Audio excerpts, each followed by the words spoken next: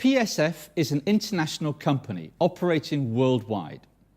It's recently started a new project which will introduce a single standardized software package across its organization, replacing the different softwares used by countries at the moment. Rachel is the project leader, with Lucas and Gabriella in her team, supported by Eric, who's an external consultant.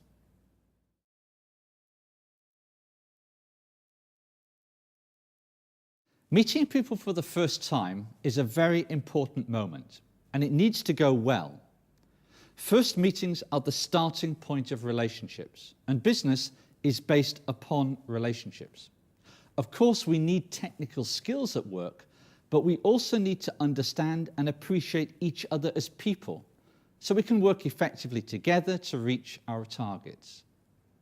The challenge is that people, because of their culture and sometimes their personality too, think about relationships at work very differently.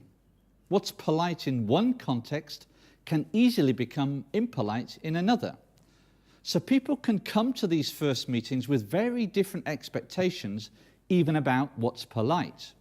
For example, it may be polite in some cultures to ask lots of personal getting to know questions like, where do you live? How long have you worked here? And so on.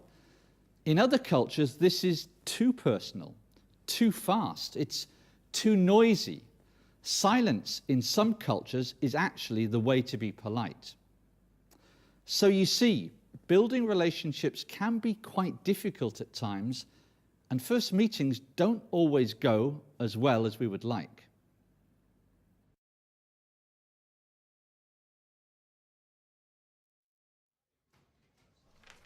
Lucas is the most recent member to join the project team. He's come to headquarters directly from the airport and is going to meet the rest of the team for the first time. Let's take a look at his first meeting with Rachel and see how it goes. Lucas? Welcome.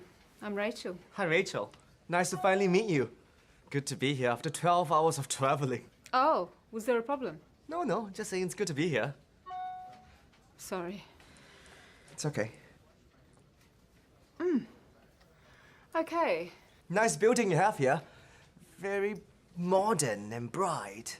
Yeah, it's okay. Shall we go upstairs? The others are waiting. Oh, the others are here.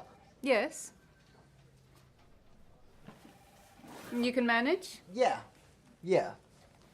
Okay. Thanks.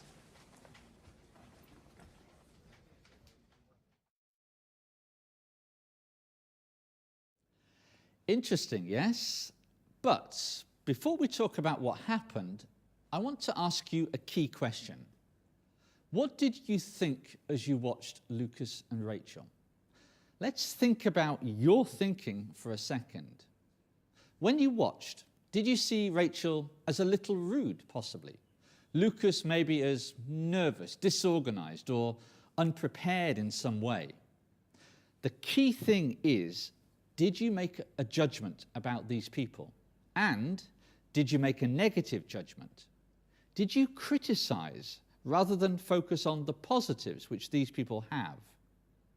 Strangely, most people focus on the negative when they see others who don't do things in the way they would. But this negative judging, which happens all the time, it's very human, is a real risk. It really slows down the process of relationship building. And I think a better way is to think positively, to look very early and very closely when we meet new people for the attitudes, the qualities and skills which others have, to find ways in which we can work effectively together. So, let's try an experiment in positive thinking. Watch the first meeting between Lucas and Rachel again and practice this kind of more focused and more positive thinking. Note down as many positives in the behavior of each person as you can, things that could be good for the team, for example. And let's see what you see this time. Lucas? Welcome. I'm Rachel. Hi, Rachel. Nice to finally meet you. Good to be here after 12 hours of traveling. Oh, was there a problem? No, just saying it's good to be here. Sorry. It's okay. Okay. Nice building you have here. Very modern and bright. Yeah, it's okay. Shall we go upstairs? The others are waiting. Oh, the others are here. Yes. You can manage? Yeah. Okay. Thanks.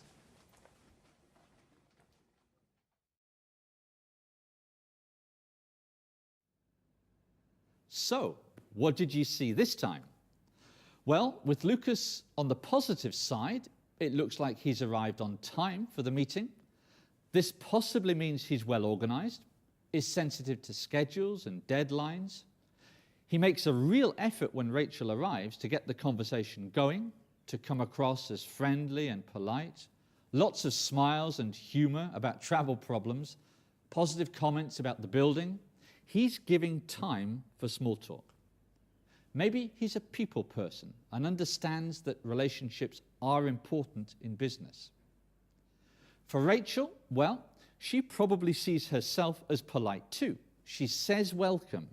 She asks a question about the journey if there was a problem, even checks that Lucas can manage with his luggage. Not many smiles, okay, but that's just her personality perhaps. I know she's on her phone, but it could be something really important. We don't know. Maybe it's a customer, and she's very customer-oriented. That could be a good sign, not a bad sign. And she seems pretty focused. She wants to get on with things. But is she also people-focused? She's worried that the rest of the team is waiting upstairs. That's why she wants to get moving. People-focused and task-focused, that's an interesting blend. And I'm sure you found other things. The point is, there are a lot of positives we can find with both Lucas and Rachel if we look for them. And we should look for them.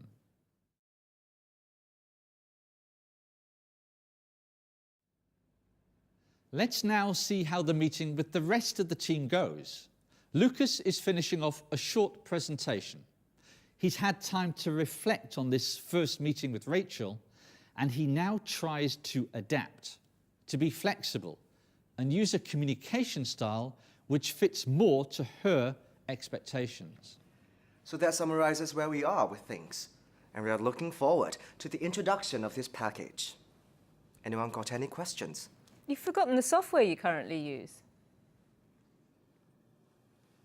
Yes, you're right. I did. Yes. So, in our region, we are using this Ortex software.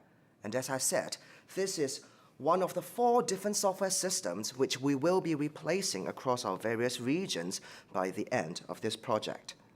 And maybe to close, I'd like to say that from my side, that I firmly believe that this project is very important and that it will help us to operate even more efficiently as an international business. Okay? Now, as time is running short, I'll stop here, but I will email you those reports you asked for so that you will have them for our discussions tomorrow. Okay? Thank you, Lucas. Very good. Right, it's 6:20. I think we're done. Before we finish, a surprise. I've booked a special restaurant for tonight for 8 o'clock to start off our team life in a good way and to get to know each other. It's going to be a tough few months ahead of us. So what I'm proposing is that we meet at 7:30 in the hotel bar and we'll all get a taxi together for the meal at 8. Okay? Excellent. Nice.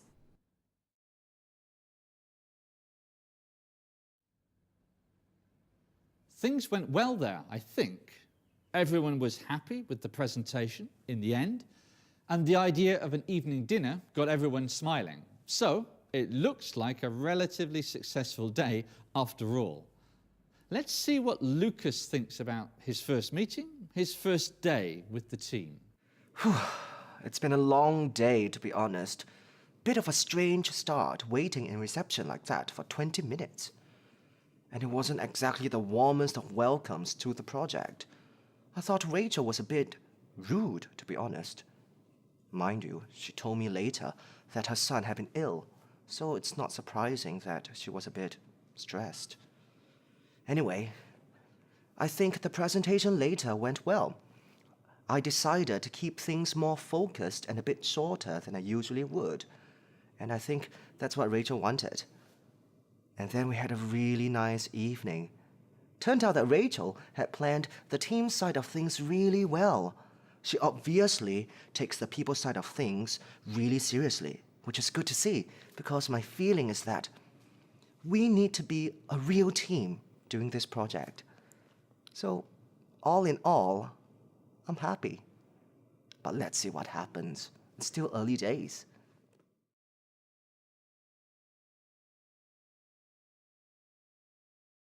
So, some important comments from Lucas. What's interesting for me is that he first found Rachel rude, but then, with a bit more information, Rachel's son had been ill. He was more understanding and could see how to approach her more sympathetically. He found out that, after all, she's quite people-focused. She had thought of a team-building dinner, so he learned that he was wrong to judge so quickly, and that's an important learning point. Lucas is also interesting in that in the later meeting, he consciously tries to be flexible. He tells us that he tries to be more focused, to keep things shorter than he usually would, because this is what he thinks Rachel wants. He also handles the rather direct comment from Rachel effectively. He stays calm. He has forgotten the software, so summarizes again. This flexibility to change behaviors so that things will work with others can be a real success factor when working across cultures. So, awareness, tolerance, and flexibility. Probably these are the most fundamental intercultural competencies. The question is, how far do you have them?